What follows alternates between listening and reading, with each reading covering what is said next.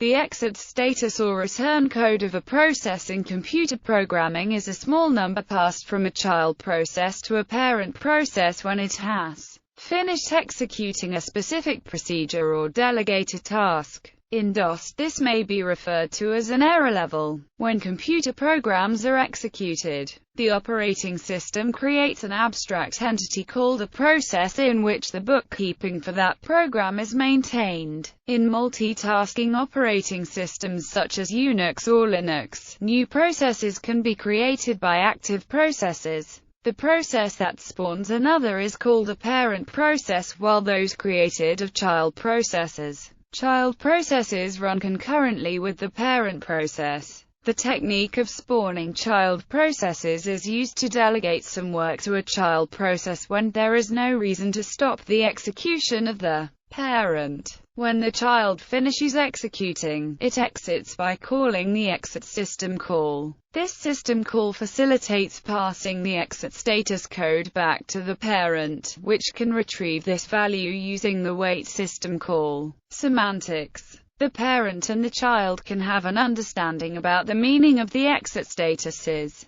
For example, it is common programming practice for a child process to return 0 to the parent, signifying success. Apart from this return value from the child, other information like how the process exited, either normally or by a signal, may also be available to the parent process. The specific set of codes returned is unique to the program that sets it. Typically it indicates success or failure. The value of the code returned by the function or program may indicate a specific cause of failure. On many systems, the higher the value, the more severe the cause of the error. Alternatively, each bit may indicate a different condition, which are then added together to give the final value. For example, FSCK does this. Sometimes, if the codes are designed with this purpose in mind, they can be used directly as a branch index upon return to the initiating program to avoid additional tests. Amiga-OS. In Amiga-OS, 3 levels are defined. Warn 5,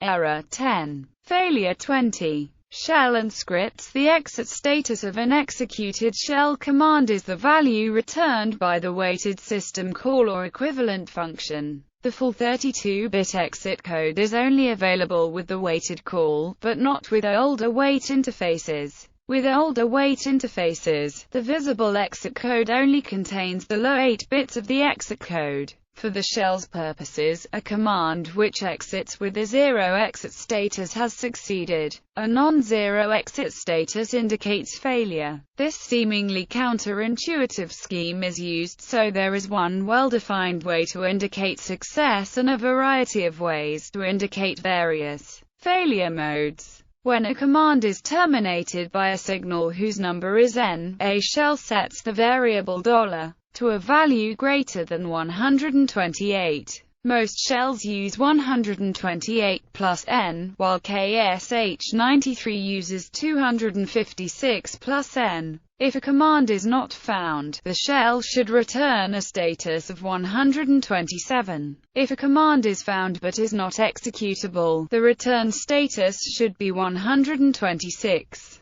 Note that this is not the case for all shells. If a command fails because of an error during expansion or redirection, the exit status is greater than 0. C language. The C programming language allows programs exiting or returning from the main function to signal success or failure by returning an integer, or returning the macros exit_success and exit_failure. On Unix-like systems, these are equal to 0 and 1 respectively. A C program may also use the exit. In DOS terminology, an error level is an integer exit code returned by an executable program or subroutine. Error levels typically range from 0 to 255. In DOS there are only 256 error codes available. Java. In Java, any method can call system exit, unless a security manager does not permit it. This will terminate the currently running Java virtual machine. The argument serves as a status code. By convention, a non-zero status code indicates abnormal termination. OpenEVMs. In OpenEVMs, Success is indicated by odd values and failure by even values. The value is a 32-bit integer with subfields, control bits, facility number, message number and severity. Severity values are divided between success and failure. POSIX in Unix and other POSIX-compatible systems. The older weight system calls set a status value of type int packed as a bit field with various types of child termination information. If the child terminated by exiting, sus specifies that the low-order 8 bits of the exit status can be retrieved from the status value using the WEXITSTATUS macro in weight h. When using the POSIX weighted, the range of the status is no longer limited and can be in the full integer range. In the weighted system call, the child exit status and other information is no longer in a bit field but in the structure SIGINT4_T. The W** macros do no longer apply. POSIX-compatible systems typically use a convention of 0 for success and non-zero for error. Some conventions have developed as to the relative meanings of various error codes. For example, GNU recommend that codes with the high bit set be reserved for serious errors,